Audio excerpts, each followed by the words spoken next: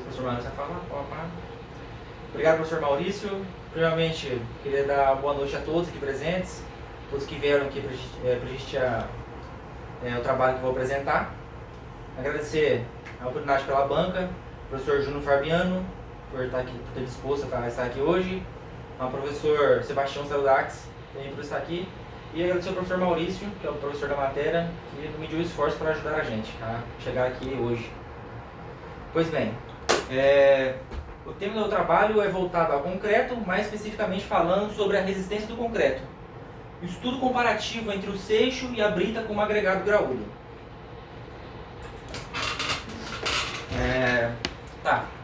Introdução. Nos dias de hoje, a engenharia vem buscando cada vez mais a melhoria por materiais, processos construtivos, além de lidar com diversos tipos de obra, meios construtivos e materiais, né? Além de trabalhar com isso, ela vem buscando uma melhoria constante desses materiais, além de tentar sempre diminuir os custos das obras, né, em si, que é um dos pontos fundamentais da engenharia, né? Dadas as políticas habitacionais do Brasil, o ramo da engenharia civil, mais voltado aí para a área da construção, tem se tornado uma vertente dentro das economias, não só do Brasil, mas voltado aí para todo mundo, né? Porque é uma área que emprega muito e gera muita renda, né? Diversas obras em todo mundo. E dentro desses materiais hoje que a engenharia se utiliza, um dos mais utilizados dentro das obras é o concreto. De acordo com Bataille, este material é um dos mais utilizados e passou na época de Meta e Monteiro, desculpa. Na época de 1994, esse material já era tão utilizado que já estava na casa de 5,5 bilhões de toneladas de concreto utilizado em todo o mundo. A gente trazer esses dados para os dias de hoje, nós temos aí um aumento de 50%, aproximadamente. Está chegando aí a impressionantes casas de 11 bilhões de toneladas de concreto consumido em todo o mundo. Tá. A região, trazendo esse contexto aqui para a região norte. A gente tem dentro da região norte, trazendo esse pensamento para a utilização da brita, né, dentro do concreto, que é um agregado dentro do concreto, trazendo esse contexto para Rondônia, nós temos muito poucas mineradoras dentro do estado, dentro de Rondônia e região norte. E as que tem são de pequeno porte ou médio, que dificulta ali o seu processo de extração, né? Além de ter poucas influências, assim, afluências de jazidas, né?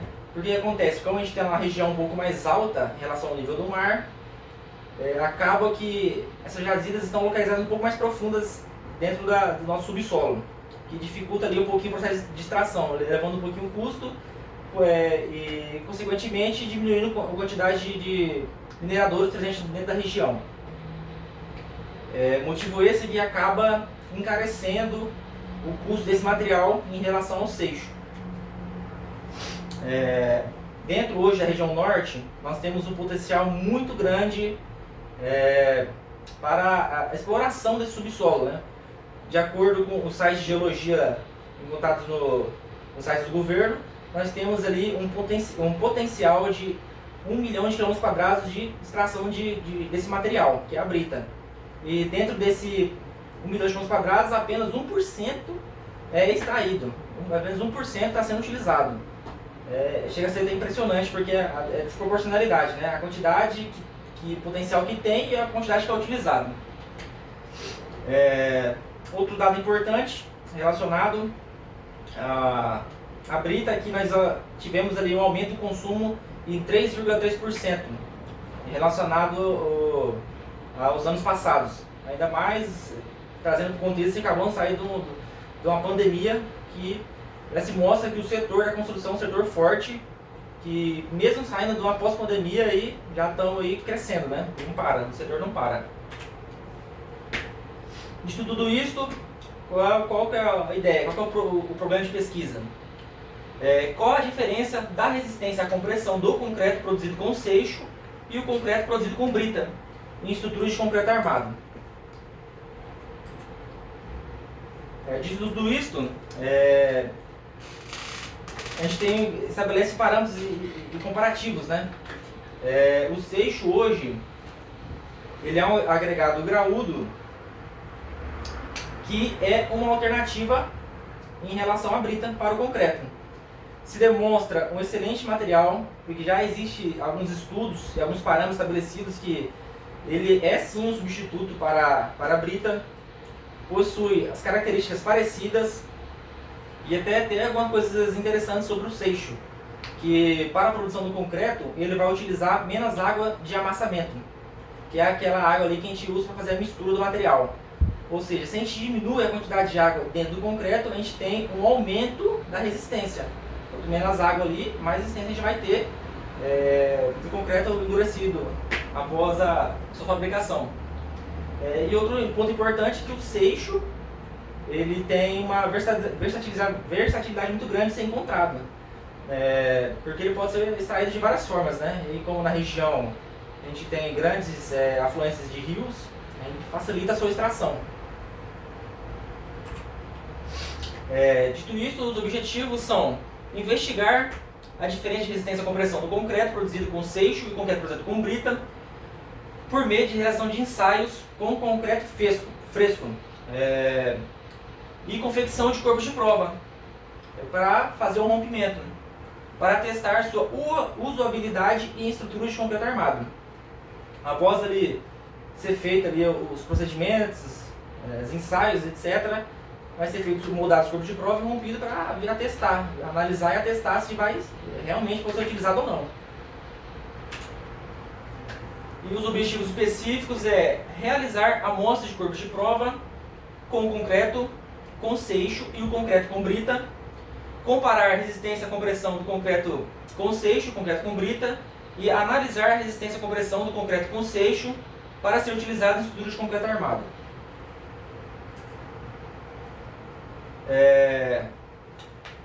Começando ali sobre os referenciais teóricos, né? Falando um pouco ali sobre o concreto. O concreto, ele, dentro dos materiais construtivos, ele é dado como a maior descoberta da humanidade dentro dos materiais construtivos, porque ele pôde revolucionar muito as obras, né? Por ser um material de fácil utilização, não necessitando de mão de obras muito especializadas para a sua confecção, que faz que ele seja totalmente difundido em todo mundo, né? Muito utilizado. De acordo com o Instituto Brasileiro de Concreto, que é o IBRACON, concreto, eles dizem que o concreto é uma pedra artificial, que quando moldado, feito pelo homem, moldado, após todo esse processo, ele é endurecido, ele se torna de novo uma pedra, obtendo ali a sua resistência endurecido novamente como fosse uma pedra. Ele obtém, é moldado, é em estado plástico, moldado de diversas formas, pode ser feito de diversas maneiras, e quando endurecido, volta a ser uma pedra, né? a resistência de uma rocha.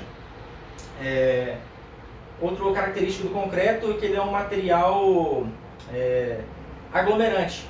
Mas como assim aglomerante?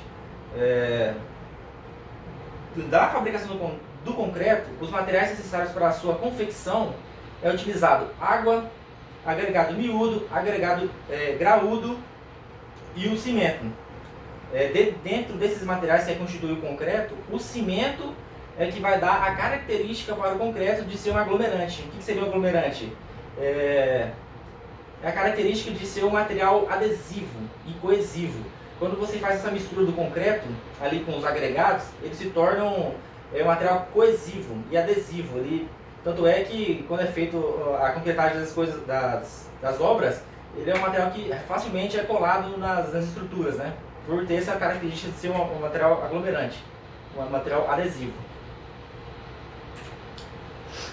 Sobre o cimento, como eu já tinha falado, o cimento que dá a característica, né? O cimento que é o material aglomerante, ele que tem essa característica, né? E é um material pulverulento. O que seria isso? É um material com a sua granulometria extremamente fina. E é um material solúvel em água, ou seja, ele é totalmente dissolvido em água. O cimento ele é extraído através do clinker, e o clinker é uma mistura de calcário, argila e minérios de ferro. E o clinker ele é um material granular, como se fosse uma pedrinha. Para ser feito o clinker, é feita essa mistura e ele é aquecido até chegar no seu ponto de fusão. Esses materiais são fundidos e posteriormente eles são moídos, passados por alto forno ali, eles são moídos para ser fabricado o cimento. E os cimentos eles são classificados de acordo com as adições de materiais que são feitos neles e de acordo com a sua resistência. Alguns desses materiais que são inseridos na formulação base do cimento são as pozolanas, escória de alto forno e materiais carbonáticos. Aqui é a tabelinha sobre a classificação dos cimentos. Temos CP1, CP2, CP3, CP4 e o CP5 ARI. O CP1 é o cimento Portland comum. O CP2 são cimento Portland compostos. Os CP3 são os cimento Portland de alto forno. CP4 são os cimentos Portland de alta cimento Portland pozolânicos. E o CP5 ARI, que são os cimentos Portland de alta resistência inicial. Só um adendo sobre o CP4, que é o cimento Portland pozolânico. Esse material que é inserido no cimento, que é a pozolana, ele dá uma característica do cimento de ser um material hidrófugo. O que seria isso? Ele vai diminuir a quantidade de poros na confecção do concreto, tornando o material mais resistente a meios agressivos e a contato direto com águas, podendo ser mares ou rios. Agora sobre os agregados. Dentro da classificação dos agregados, nós temos agregados miúdos e agregados graúdos. A característica dos agregados é que são materiais particulados, tá? E o que faz diferenciar ali é a sua granulometria.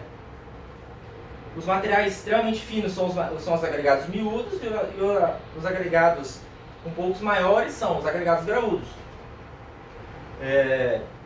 E outro adendo sobre os agregados é que eles são materiais de atividade química nula, ou seja, são materiais inertes. Eles não vão esboçar nenhum tipo de reação química, física ou biológica dentro do concreto, quando é feita a sua confecção. E os agregados são inseridos no concreto porque eles possuem uma resistência, os agregados graúdos, miúdos, eles possuem uma resistência muito grande. Em comparação ao concreto, eles são mais resistentes que o concreto. Eles vão agir nessa absorção de resistência. Eles vão fazer a passagem das cargas mais facilmente por fato de ser mais resistentes. Os agregados miúdos são as areias, né? Que é facilmente encontrado em todo lugar. E elas são partículas de quartos, né? Incoesivos, que não são materiais que colam um com o outro. A partir do momento que exerce algum tipo de força sobre esse material, ele não se junta, né?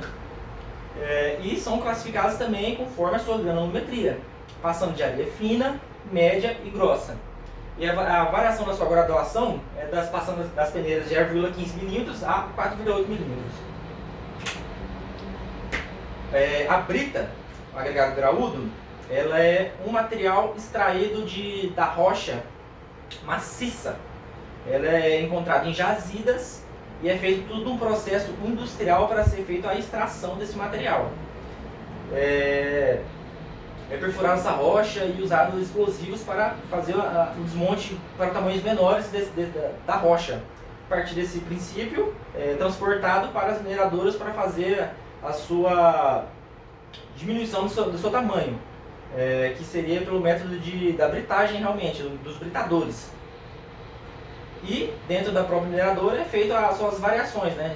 Passando de pó até pedra-mão, que são as pedras maiores.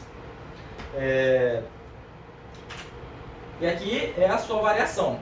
nós temos brita 0, brita 1, brita 2, brita 3, brita 4 e a pedra-mão ou pedra amarroada, como algumas regiões costumam falar. Todas elas mudando a sua variação da sua graduação.